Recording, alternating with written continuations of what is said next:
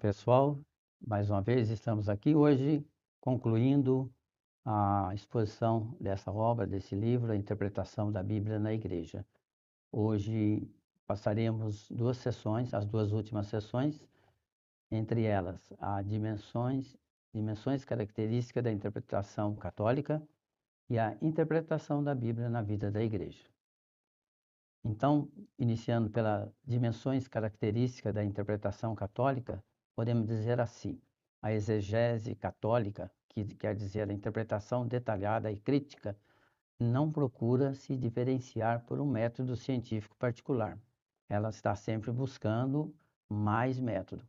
A exegese católica reconhece que um dos aspectos dos textos bíblicos é o de ser obra de autores humanos que se serviram de suas próprias capacidades de expressão e meios que a época e o ambiente deles colocavam-lhe à disposição.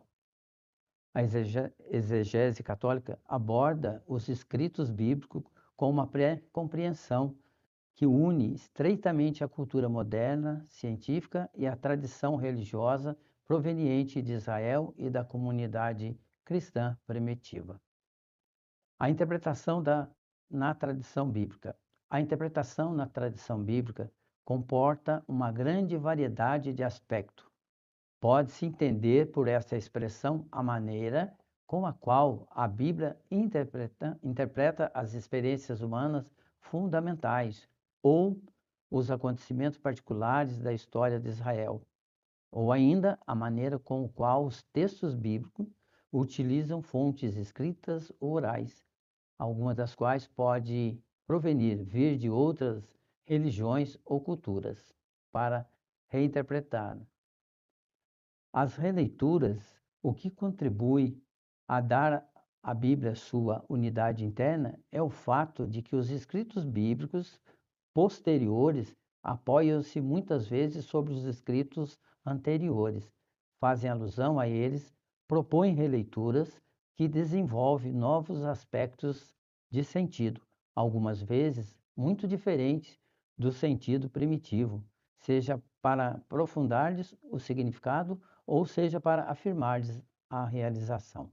É interessante a gente pensar que a cada trecho da Bíblia posterior que referencia o anterior, a gente pensa assim, é uma proximidade daquele povo diferente, né, da época, mas que já ajuda a gente a entender, nós que estamos numa distância maior de tempo.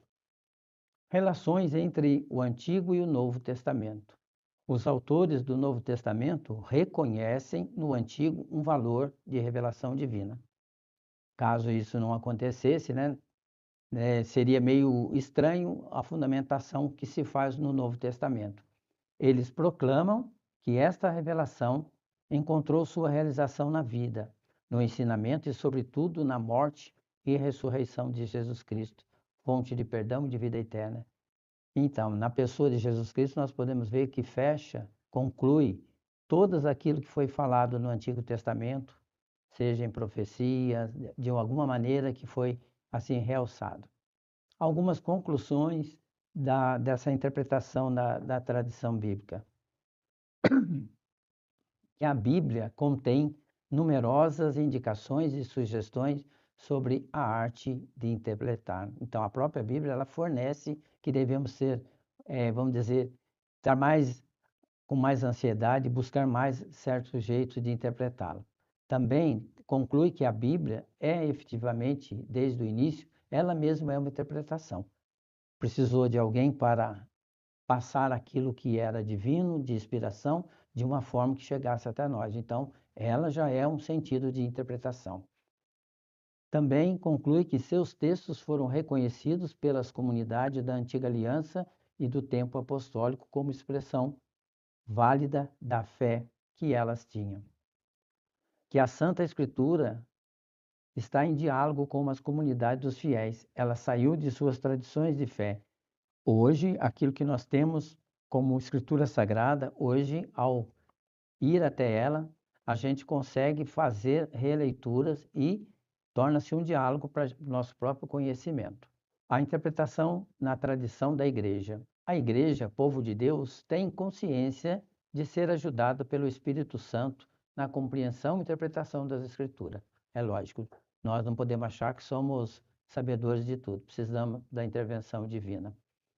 A própria formação do cânon, né, que é o conjunto de livros, ela foi guiada pelo Espírito Santo à luz da tradição viva que ela recebeu. A Igreja discerniu os escritos que devem ser olhados como Santa Escritura, no sentido de que, tendo sido escritos sob inspiração do Espírito Santo, eles têm Deus por autor, foram transmitidos como tais à Igreja. E contém a verdade de Deus para nossa salvação, quis ver consignada nas letras sagradas. Essa citação faz parte da Dei Verbum. A interpretação da Bíblia na Igreja, também na formação do cânon, que é a coletânea do texto, teve o discernimento, né? A Igreja teve um discernimento desse conjunto das Escrituras, mas foi um processo longo, não é algo que se foi pensado do dia para a noite. Teve a inspiração divina, os diálogos, o amadurecimento. As comunidades da Antiga Aliança reconhecem em um certo número de textos a palavra de Deus que lhes suscitava a fé e os guiava na vida. Então, aquilo que foi produzido passou a ser lido e vivido no meio do povo, e com isso se inspirou, né? E tornou-se, então, palavras do qual fez parte do cânon da Bíblia. A certeza de que Jesus e os apóstolos tinham reconhecido o Antigo Testamento como escritura inspirada. Isso, né, deu a base para frente do caminhar e desenvolver aquilo que já era tido como inspiração. A exegese patrística. Desde os primórdios, compreendeu-se que o mesmo Espírito Santo que levou os autores do Novo Testamento a colocar por escrito a mensagem da salvação, traz igualmente à Igreja uma assistência contínua para a interpretação de seus escritos inspirados. Essa também é uma citação da Dei Verbum. O lugar habitual da leitura bíblica é a Igreja, no decorrer da liturgia. É por isso que a interpretação proposta é sempre de natureza teológica, pastoral e teologal, a serviço das comunidades, dos fiéis individuais. Papel dos diversos membros da Igreja na interpretação. A Santa Tradição e a Santa Escritura constituem um único depósito sagrado da Palavra de Deus, confiada à Igreja, ligando-se a ele todo o povo santo unido a seus pastores, permanece assiduamente fiel ao ensinamento dos apóstolos. Assim, todos os membros da Igreja têm um papel na interpretação das Escrituras. No exercício de seus ministérios pastorais, os bispos, enquanto sucessores dos apóstolos, são as primeiras testemunhas a garantir a tradição viva da qual as Escrituras são interpretadas em cada época. A tarefa do exegeta. A tarefa dos exegetas católicos consiste em estudar e explicar a Santa Escritura de maneira a colocar todas as riquezas à disposição dos pastores e dos fiéis. Aí a gente pode colocar que ela tem um jeito de se fazer isso, orientações principais para isso. Devem levar em séria consideração o caráter histórico da revelação bíblica. Tudo da revelação faz parte do plano da salvação, então tem que se considerar esse tempo. Deve-se servir do método histórico crítico sem exclusividade na interpretação dos textos. Devem explicar também a relação que existe entre a Bíblia e a Igreja. A Bíblia veio à luz em comunidade de fiéis. Então, a palavra de Deus, ela ilumina o povo e o povo, por sua vez, a interpreta e também ajudou a formar a própria palavra que foi suscitada em cada um. O trabalho do exegeta. A tarefa exegética é vasta demais para poder ser bem conduzida por um único indivíduo. Então, impõe-se, para que a pesquisa se dê de forma correta, impõe-se uma certa divisão de trabalho. Tem que ser bem pautado isso. requer especialistas em diferentes domínios. Também precisa de grandes esforços interdisciplinares, né? Ninguém tem maior valor, tem que ser um trabalho a várias mãos. O estudo da Santa Escritura deve ser como a alma da teologia. É uma citação da Dei Verbo. A tarefa do exegeta no ensinamento, o papel fundamental que deve ser dado ao ensinamento da exegese nas faculdades de teologia e no seminário. É desejável que o ensinamento da exegese seja dado por homens e por mulheres, sejam de qual forma? Mais técnicos nas faculdades, onde cada um que está ali estudando tem que ter, na teoria, tem que ter consenso e aceitação da teoria, e mais diretamente pastoral no seminário, porque ele tem que expressar aquilo que aprendeu na sala de aula e colocar em vida, né?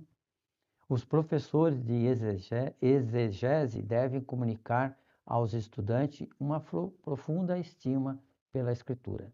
Não basta simplesmente falar, tem que ter uma demonstração do que aquele que ele acredita e do carinho com a própria Escritura. As relações com as outras disciplinas teológicas, teologia e pré-compreensão dos textos bíblicos. Ao fazer uma abordagem dos escritos bíblicos, os exegetas têm necessariamente uma pré-compreensão baseada nas certezas de fé. A Bíblia é um texto inspirado por Deus e confiado à Igreja para suscitar a fé e guiar a vida cristã. As certezas de fé não chegam aos exegetas em estado bruto, mas depois de terem sido elaboradas na comunidade eclesial pela reflexão teológica. É interessante, o próprio teólogo, que viveu aquilo, aprendeu academicamente, a vida na comunidade é como um grande laboratório, que é onde de fato vai se comprovar e alargar o próprio sentimento. Exegese e teologia dogmática. Definição. Só para a gente ter o que é cada coisa. Teólogo. Os teólogos são estudiosos das religiões, abrangendo seus aspectos históricos, doutrinários, filosóficos e práticos. Exegetas trabalham na interpretação crítica de texto, especialmente textos religiosos com a Bíblia. Dogmáticos focam no estudo sistemático das doutrinas ou dogmas de uma religião, especialmente o cristianismo. Exegese e teologia dogmática. Para interpretar a Escritura com exatidão científica e precisão, os teólogos necessitam do trabalho dos exegetas. De outro lado, os exegetas devem orientar suas pesquisas de tal maneira que o estudo da Santa Escritura possa efetivamente ser como a alma da teologia. Exegese e teologia moral. Na narrativa da história da salvação, a Bíblia une-se estreitamente múltiplas instruções sobre a conduta a ser mantida, através dos mandamentos, interdições, prescrições jurídicas, exortações, invectivas proféticas, conselhos de sábios. Uma das tarefas da exegese consiste em precisar o alcance deste material e em preparar assim o trabalho dos moralistas. Esta tarefa não é simples, pois muitas vezes os textos bíblicos não se preocupam em distinguir preceitos morais universais, prescrições de pureza ritual e ordens jurídicas particulares. Às vezes, dentro de um trecho de um texto, se mistura. Então, quem está fazendo a análise deve ser bem olhado, com muita calma. Entrando agora na última sessão, é a interpretação da Bíblia na vida da Igreja. Tarefa particular dos exegetas é a interpretação da Bíblia, mesmo assim não lhes pertence como monopólio, pois na Igreja essa interpretação apresenta aspectos que vão além da análise científica dos textos. Tecnicamente, eles têm um grande trabalho, mas existe então o sentido da ação do Espírito. A igreja é um todo. A igreja efetivamente não considera a Bíblia simplesmente como um conjunto de documentos históricos. Acolhe-a como palavra de Deus que se dirige a ela e ao mundo inteiro no tempo presente. Esta convicção de fé tem como consequência a prática da atualização e da inculturização da mensagem bíblica. Tudo que é o contexto que está hoje na Bíblia, a cada tempo ela tem que fazer releituras, tem que se colocar para que ela atualize dentro da vida, da cultura de cada povo. Necessidade de atualização. Princípios da atualização. A atualização é possível, pois a plenitude do sentido do texto bíblico dá-lhe o valor para todas as épocas e todas as culturas. A atualização é necessária, pois a mensagem dos textos da Bíblia tem um valor durável. Foram redigidos em função de circunstâncias e linguagem condicionada por diversas épocas. A atualização deve constantemente levar em consideração as relações complexas que existem na Bíblia cristã entre o Novo Testamento e o Antigo. Então, atualização para que a palavra de Deus esteja sempre na nossa disposição e chegue às pessoas. Então, é uma necessidade, tem que ser colocada no ponto de vista do olhar de cada tempo, de cada cultura. Inculturação. Processo de adaptar a mensagem, palavra de Deus, a uma outra cultura específica, de modo que ela seja compreendida e vivenciada de maneira relevante pelos seus membros. O fundamento teológico da inculturação é a convicção de fé que a palavra de Deus transcende. A palavra de Deus não é morta, ela tem essa expressão forte por ela própria. As culturas nas quais ela foi expressa e tem a capacidade de se propagar em outras culturas, de maneira a atingir todas as pessoas humanas no contexto cultural onde elas vivem. Por isso, a palavra é viva, é algo que Deus assim deixou para que dela pudéssemos beber. A primeira etapa da inculturação consiste em traduzir em uma língua a escritura inspirada. Quer dizer, não tem como um povo, uma nação, uma comunidade não ter acesso na própria leitura. Essa é a coisa básica, né? O uso da Bíblia. Na igreja, nós podemos dizer que na liturgia é um dos grandes momentos fortes. Desde os primórdios da igreja, a leitura das Escrituras fez parte integrante da liturgia cristã, herdeira da liturgia sinagogal. Então, do mesmo costume que nas sinagogas se fazia as leituras das passagens do Antigo Testamento, assim a comunidade cristã também começou a seguir esses moldes. A reforma litúrgica, decidida pelo Concílio Vaticano II, esforçou-se em apresentar aos católicos um alimento bíblico mais rico. Os 3 ciclos de leituras das missas dominicais, que a gente entende como o ano A, B e C, que se dá o ano A no Evangelho de Mateus, o B de Marcos e C de Lucas, dão um lugar privilegiado aos evangelhos, de maneira a colocar bem em evidência o mistério de Cristo como princípio de nossa salvação. Também na liturgia, o lecionário, saído das diretrizes do concílio, da Sacrosanto Concílio número 35, está bem especificado isso. No entanto, sua existência teve felizes efeitos ecumênicos. Em alguns países, ele mediu a falta de familiaridade dos católicos com a Escritura. A liturgia da palavra é um elemento decisivo na celebração de cada um dos sacramentos da Igreja. Ela não consiste em uma simples sucessão de leituras, pois deve comportar igualmente tempos de silêncio e de oração. A Lectio Divina. A Lectio Divina é uma leitura individual ou comunitária de uma passagem mais ou menos longa da Escritura, acolhida como palavra de Deus, que se desenvolve sobre a noção do Espírito em meditação, oração e contemplação. O cuidado de se fazer uma leitura regular e mesmo cotidiana da Escritura corresponde a uma prática antiga na Igreja que com o tempo foi abandonada. No ministério, o uso da Bíblia no ministério pastoral pode-se distinguir 3 situações principais. Na pregação, que a gente se dá com o primeiro anúncio, que é o querigma.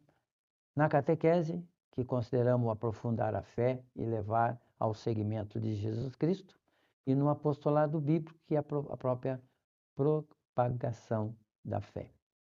Uma importante contribuição é trazida por associações e movimentos eclesiais que coloca em primeiro plano a leitura da Bíblia em uma perspectiva de fé e de engajamento cristão. O uso da Bíblia no ecumenismo. O ecumenismo, enquanto movimento específico e organizado, busca restaurar a unidade a partir das Escrituras. A maior parte dos problemas que enfrenta o diálogo ecumênico tem relação com a interpretação de textos bíblicos. Alguns desses problemas são de ordens teológicas. Por exemplo, a escatologia. Uns acham que Jesus já veio, outro que ainda não vai, está para voltar. Então, tem divergência nesse entendimento. A estrutura da igreja também é outra coisa que é muito discutida. O primado e a colegialidade. Aquilo Pedro, como Pedro sucessor, todas essas coisas. O casamento, o divórcio, a atribuição do sacerdócio ministerial a mulheres. Temos religiões que existe, sacerdotisa. Então, esses são os pontos que é polêmico ainda na parte do que se diz respeito ao ecumenismo. Para concluir o que a gente vê deste documento, a primeira conclusão que salienta o documento é que a exegese bíblica preenche na igreja e no mundo uma tarefa indispensável. Querer se dispensar dela para compreender a Bíblia seria uma ilusão e manifestaria uma falta de respeito para com a Escritura inspirada. A Bíblia, efetivamente, não se apresenta como uma revelação direta de verdades atemporais, mas como a atestação escrita de uma série de intervenções pelas quais Deus se revela na história humana para bem interpretá-la. Cabe o emprego do método histórico crítico, ao menos em operações principais. Agora eu faço a minha consideração do esforço que eu fiz desse livro. Eu acho um livro, ele é um pouco complexo, linguagem um pouco pesada. Convido a vocês. Aqui traz muitas coisas que deve ser, vamos dizer, puxar a linha, pesquisar mais um pouquinho. Então, que vocês possam sentir aí o gosto e ver que todo o trabalho da interpretação e o respeito com a palavra de Deus também é uma inspiração do próprio Deus. Muito obrigado pela oportunidade.